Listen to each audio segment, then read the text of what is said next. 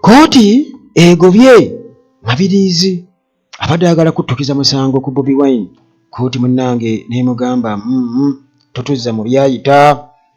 Ate nga ekibiina balabudde abo bonna abagugulana ku bifo ebyenjawulo, ba aspirants abagala okwesimba ku bifo ebyenjawulo abasitudde olutalo wakati w'enjuyi munnange ezitali zimu, ne babagamba nti munnange bwe muti muriskinga okubeera nti mubeera disqualified. Hillside View Apartments gye bali nnyo bali ku Kasozi Ejjanyi. Gwe benna ayagala munnange okupangisa apartment nga mulimu buli kimu, osobola opangisa olunaku oba wiiki oba ebbanga lyonna munnange ly'oyagala. Kale munnange Hillside View Apartments weziri nnyo, zino zirimu buli kimu ate bbeeyi munnange nnungi nnyo, nti just twala tulootwo ebisigadde ojja bisangayo, wifi, amasannyalaze, security, transport. Gwe kasita obakubira nti munnange mmaze okubuukinga nammwe nzijaawo, kitegeeza transport wabwereere okubeera nga munnange ojja baba kunona wooli okutwala ku Hillside View Apartments. Tuuka Ennamulanda Kitende Kajjansi ogenda munnange okubuuliza Ejjanyi ku Church. Bw'otuuka Ennamulanda Kitende Kajjansi Ejjanyi ku Church, awo tuli ku Entebbe Road nno, gy'obuuliza ebyo. Kasita otuuka Ennamulanda Kitende oba Kajjansi buuza Ejjanyi ku Church, ogenda okusanga Hillside View Apartments. Waliwo eyasudde ennangamuntu ye, ono omukyala ayitibwa Kyalimpa Rest Sarah. Bw'oba walonze ennangamuntu eno ekirabo kya mitwalo 10. Kyalimpa Rest Sarah agamba nti gwe kasita omunnange omukakasa nti ogirina, ye kennyini ajja kujja wooli akukwasa emitwalo 10, so si gwe kutambula ate kugenda gy'ali. Eno agamba nti yagisudde ku Ministry of Internal Affairs gye yagisuula, naye okutuukayo nga bamugamba bo tebannagirabako, kati kitegeeza waliwo omuntu agirina. Kale munnange beera wa kisa bw'oba gwalina ennangamuntu ya Kyalimpa Rest Sarah mitwalo 10, munnange kkiriza kirabo ekyo omuddize ennangamuntu ye kubanga ya mugaso nnyo gy'ali. Ate nga munnange Maintenance Palace, aba Maintenance Palace bano balina solar systems zonna, kugamba nti bwe twogera ku solar systems balina water heaters ez'omu binaabiro, balina CCTV cameras zikozesa solar, balina water pumps zikozesa solar, balina amataala aga security gakozesa solar. Kati munnange bw'obanga wanditaze okukekereza amasannyalaze obanga oli mu kitundu etali masannyalaze, leka kugamba nti embeera ekalubye, osobola munnange okugenda ne bakubuulira nti abo obeera na kino, osobola oteekako TV n'oteekako n'ebintu ebirala, radio, osobola okwakisa amataala, ate nga n'amazzi mu binaabiro yadde ng'owazimba eyo wala, osobola okubeera ng'olina abatuuzi tuukya, osobola okubeera ng'olina CCTV camera ewaka, osobola okubeera ng'olina water pump. Beba Maintenance Palace. Dokita waali wano ku Uganda Atalagi era abantu bamweyunye okubajjanjaba endwadde ez'enjawulo. Kale munnange nnambanzi wano njigaba ku Uganda Atalagi njikuwa, teri kugamba nti oba ki oba kakwakulizo konna, osobole munnange okubeera nga oweekuuma tugende mu Uganda empya nga oli mulamu. Ate aba Mukisa Transport Services bano balina emmotoka ez'omulembe esobola okutambuza mu Kampala ne Uganda yonna, naddala mu abava ku airport abagenda ku airport kugoba obudde. Aba Mukisa Transport Services we bali ku 074M93273 074M93273. Alright, kakati munnange ndowooza twolekere ekyatuleese Mabirizi nga omusajja awaaba emisango, naye ono abonyebonye n'emisango. Omusajja watutasinga nga yalina omusango n'ogumu, naye wakiri omusango mulamuzi baali badde bamugamba kale funayo akasango akatono ennyo kujjira Museveni tujja kugumusiikisa. Kakatono nnyo, just katono nnyo okaleete nga tekajja muleetera kusika mipiira nga Bugingo bwe yagira ne bakugira ne bakutwalayo. Muganda wange yalayira balina okumusiba oyo yalemedde ku bya Teddy Bugingo, era munnange n'amusibisa. Mabirizi waffe n'abeerayo. Kakati munnange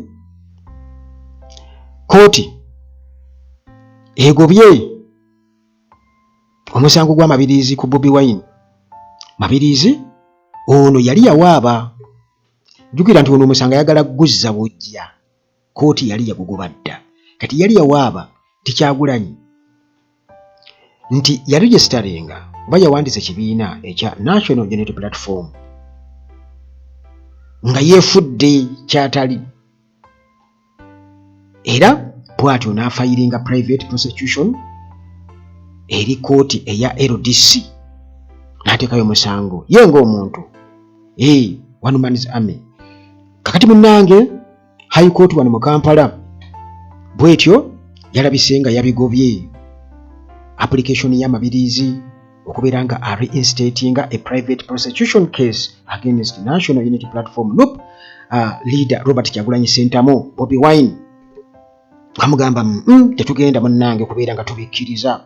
Kakati mu kuwa ensala ye ku lunaku lw'obadde lwa kusatu, omulamuzi Justice Emmanuel Baguma ono bw'atyo yategeezezza n'agamba nti Office eya Director of Public Prosecutions ODPPP yakolera mu ssemateeka mu kulambikibwa kwa ssemateeka, era nga munnange buyinza bugiweebwa ssemateeka okubeera nti esalawo nti omusango guno tegugenda mu maaso, bw'etyo neegwezza. Omusango guno gwali guwaabiddwa munnange mu Law Development Center LDC 221. Kakati mabirizi bw'atyo nga benkutegeeza nti yawaaba nti Kyagulanyi bw'atyo ya obtaining registration for the National Unity Platform by false pretense, era bw'atyo n'ateekayo omusango nga ye eri kooti eyo. Kakati munnange DPP bw'atyo yasalawo omusango n'agwezza namuga aguleete omusango guno nze Kangbaisibirizi n'asambagala. Lwaki oluvannyuma lw'okubeera nti yali yekkaanyizza nti tewaliwo bujulizi bwa Simba kubeera nga ate mabirizi abuyimirirako oba abusinziirako okubeera nga ate amala ebiseera, era n'agamba nti omusango guno mu kubeera nga agutunuulira ne charges zonna n'azi-withdrawinga nga amaze okubeera nga alaga nti tegulinaawo merit wamu ne public interest tagirabamu. N'amugamba katukole ki? Katugugire kubanga oyagala tuleetera bizibu. Omusajja wuyo alina ettutumu, kati ate gwe oyagala ate mwongere ettutumu. N'agamba leeta bajja gamba ffe abataddemu ne ssente, so nga ate era kituufu kuba kati ye mabirizi gwe weewuunye ssente azijjaba. Naye kati kira kakuguna omulundi waliwo abamugamba mabirizayo omusango osobole okukakanya ku pressure kubanga twagala kwegamba okugira. Bwe Bannayuganda bo babeera awo mu kweperegeesa ebiseera ebisinga obungi basanga badisikasinga ebintu ebingi nnyo nti kati olaba kituufu kwegamba bagamba go batabalako kyakusuuza. Njagala okubuulira ebiboozi bye bakola ku Robert Kyagulanyi Ssentamu ate era waliwo ababikkiririzaamu eby'ebisiyaga byonna, waliwo ababikkiririzaamu era omusanga agamba kituufu weebali munnange weebali towakana. Kale kwegamba bateekawo ebiboozi byabwe ebyo ne basobola okubeera nga munnange oba oli awo baagala okubeera nga bakakanya ku pressure. Kati mabirizi bw'atyo ng'agamba nti omulamuzi yakola ensobi okukkiriza DPP okubeera nga withdrawing case eno oba okuggyayo omusango guno nga tafunye oba tasiikinze consent ya kooti, nga takkiriziddwa kooti nga bwe kirambikiddwa mu article 120:5. Kakati ono bw'atyo n'asaba kooti High Court okubeera nga ekozesa obuyinza bwayo obwakalabalaba nga oba supervisory powers okubeera nga munnange ensonga eno bagikomyawo era bagikwasa omulamuzi omulala, bagikwasa judicial officer omulala. Munnange DPP ng'amaze okubeera ng'asalawo nekinyiga mabirizi bw'atyo n'asaba High Court ekozesa obuyinza bwayo reinstating ensonga eno basayininge ne judicial officer omulala omulamuzi Baguma n'arejectinga n'abigaana n'agamba nti okusalawo kwa DPP kwali kugoberera mateeka era n'akootinga okuva mu record eza kooti eya LDC gye bagobwa omusango oba gye gwasooka okuwaabwa DPP asooka agutwale. N'agamba nti kooti nga emaze okubeera nga ewa olukusa oba okusalawo nti tegenda kubeera nga bongerayo ensonga eyo mu maaso, kiba kitegeeza nti babeera bamaze okubeera nga basalawo, era kiba kyekyo. Era nannyonnyola n'agamba nti nno constitution ewa DPP obuyinza okubeera nga takinga over n'okudiscontinuinga criminal proceedings initiated by private individuals provided consent of court is obtained. Nti obuyinza DPP muganda wange Ssemateeka abumuwa okubeera nga ayimiriza ensonga yonna eri mu kkooti okugenda mu maaso, bw'ebanga etandikiddwawo omuntu ssekinnoomu kasita abanga munnange kkooti emaze okubeera ng'emuwa gaahiri tikole ekyo. Kakati munnange omulamuzi ng'agamba nti ng'amaze okubeera ng'amuwa obuwaayiro obwo waggulu awo nga bwabusiteetinze okuva mu ssemateeka w'eggwanga nti etteeka teryadikiteetinga oba teryalambika format ya consent, nti teryateekawo nga bw'onoogamba nti nti kkooti okukkiriza nti kulina kuba kwa digiri bwetyo oba kwa kika bwe kityo oba bwe kiti, wabula kkooti kasita egamba nti go ahead, kitegeeza nti eba emaze okumuwa consent, bimaze okukkiriza. Era n'agamba kino kyongera okubeera nga kikakasa nti DPP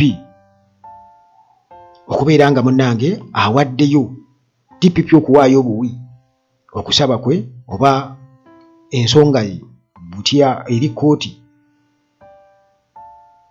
nti ayagala akomekerezo oba omusango bagukomyawo.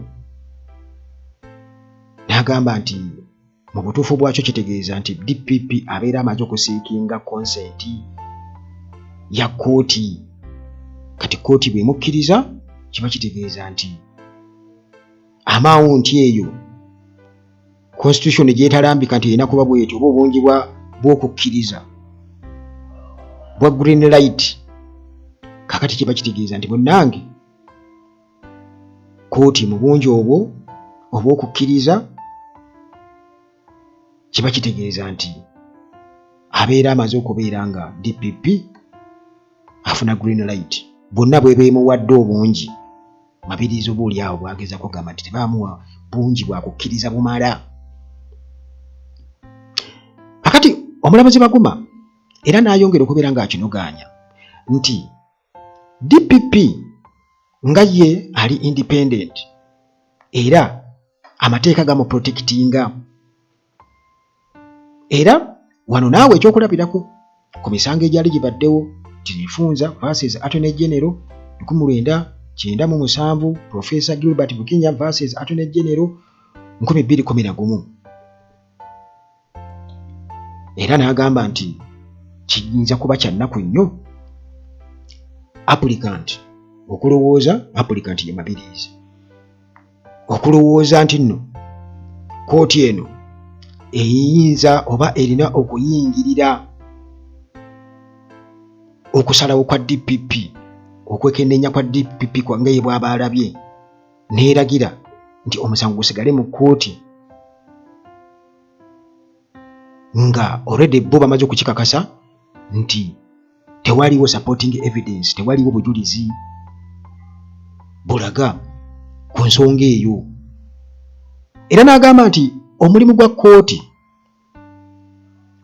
kkooti kuwulira ensonga ziba zigireeteddwa okukosa n'okubeera nti nno basala mu butuufu bw'ensonga nga bweba. Emisango gyonna giba gifayiringiddwa before court, so si kubeera nga ate balambika enjuyi eziri mu kugugulana, okubeera nga ate bateekawo entalo wakati waabwe w'enjuyi ezo, oba n'okubeera nga beewaaba emisango. Wano e Uganda kiraka bwe kiri, kooti ate kwegamba yeekobana n'awawa ddala nga ye bali akasente kati mukole muti bwe kiri naye nga mu butuufu bwakyo ng'omulamuzi bw'asaze kati ku guno awo bwekirina okuba tekooti teriwo kubanga ate baga kati bwe mujje muwaabe bwe muti mukole bwe muti mufayire ng'omusango bwe muti wabula buti bo baliwo kuwulira nakuwa nsala. Kakati munnange nga tusinziira ku nsala y'omulamuzi bw'atyo yamaliriza ng'agamba nti omulimu gwa kooti ensukkulumu ogwakalabalaba nti ate guba tegugendereddwamu kubeera nti ate bayingirira mandate constitutional ebeera eweereddwa DPP nti newankubadde kooti enkulu eba ekola nga ogwakalabalaba mu kuluŋŋamya naye ate terina ddembe kubeera nga ate bwetyo efukamira ku buyinza obuweebwa DPP mu ssemateeka. Kakati munnange bw'atyo n'ategeeza nti private prosecution ebeera subordinate to public prosecution. Era n'agamba nti singa DPP abeera ensonga agikutte ng'ewaabiddwa omuntu ssekinnoomu kitegeeza nti munnange keesi eyo ebeera egwa mu buyinza obuweebwa DPP mu ssemateeka DPP's constitutional mandate bwe buba bugwa. Era n'agamba nti kino tekizingiramu just buyinza kubeera nga alambika ne mu nkwasaganya entambuza y'omusango nga bwe buba butambula naye Attorney General era munnange abeera alina obuyinza okubeera nga ayimiriza nga discontinuinga wansi munnange wa article mu ssemateeka 120 kawaayirako kusatu dda ssemateeka wa Uganda. Kati Mabirizi ono nga munnange yeekiikirira yekka ku misango gyonna, yeekiikirira yekka alina pick-up ne pick-up bwakyagirina. Kale bw'atyo munnange fayiro azirina mpitirivu era nga yeekiikirira yekka munnange ng'emisango agiwaaba emingi nnyo. Ba government officials awaabidde obwakabaka bwa Buganda n'awaabira n'aba opposition bonna ye tataliza okusinziira munnange ku ye bw'aba alabye nti guno musango waleka nnyinza okuguguza bano ne bampaayo ku kasente nnyinza okukola bwenti ne nkola bwenti. Kale bw'ati munnange yeekolamu omulimu tajja kulinda bantu kumuwa misango booleo tebagimuwa emisango tebagimuwa. Kakati munnange mu nkomerero omulamuzi Baguma n'agoba okusaba kwa Mabirizi n'agamba nti tekuliimu kanigguusa, tekuliimu merit. Bw'atyo omulamuzi bwe yasazeewo era munnange Mabirizi abantu ono Mabirizi bagamba nti Mabirizi bamulifaanirako nga omuntu yeetaga medical check-up okukebera omutwe, yeetaga twala butabika, bamulaba nga useless idiot. Era bamugamba nti nno omusajja ono ali confused nnyo. Kwegamba bw'atyo talina makulu era nga yeewa emirimu egitalinamu makulu ye nga ye useless lawyer. Muganda wange abantu boogera ku Mabirizi. Kakati Mabirizi yijukira tawangulangayo musango nagumu omusajja wattu. Musango Mabirizi yali awangudde nti aguwangudde kuba emisango gy'ayingiramu gyonna giba mizibu naye kirabika era ye era mwafunye akasente ke. Bagamba nti akali amaggwa ke kamanya bekakola ki bekagakyusakyusa.